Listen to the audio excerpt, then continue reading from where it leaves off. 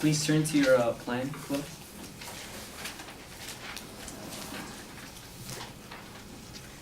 Okay, so the negative disadvantage, they argue that Syria is on the brink of war, on the brink of collapse, the Syrian regime, and yes, that we will give them that point that yes, it is on the brink, but that is what made Assad desperate and used the chemical weapons. They also say that he has lost support, but it will be back if we intervene in order to combat our attack. But it's impossible for that to happen because his military will be weakened. So they know they will lose the war. They also say that it will bring instability, but it's already unstable with 70,000 deaths and already rising. And if we don't stop the chemical weapons use, they will use more, and that number could go up exponentially. It would lengthen the civil war. Well, no, since the attack on Assad will actually make him weaker. It would actually increase the time that the war will be over.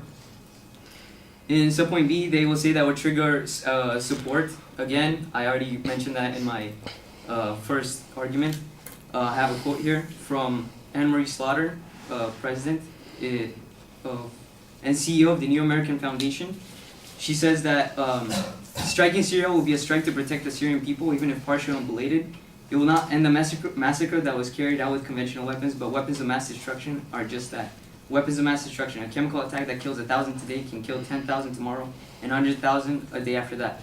So what this is saying is that they have already killed thousands of people. They'll kill more, and if we don't stop the chemical weapons, this could escalate.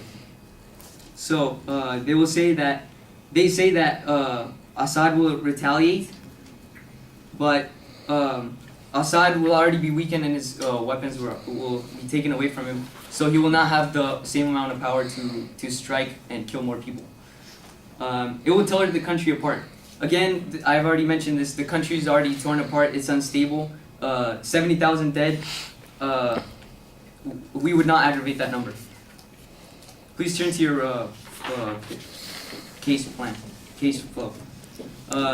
They say that we have not been provoked, but yet we gave them a red line and they crossed it.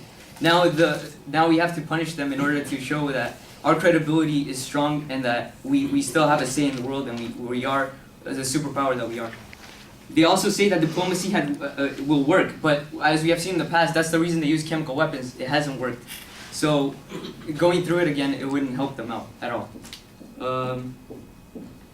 They also say that it will spill over to a new war. I'm not sure what they were referring to because we say that striking them will prevent the war, not stop a war. We can't stop a war that hasn't even happened yet. So what they're saying is that Iran will spill over into another war with our allies. But yes, that could happen. But that's prevention. That's why we have to prevent it, and that's why a strike will help prevent that war. So that's all. Excellent.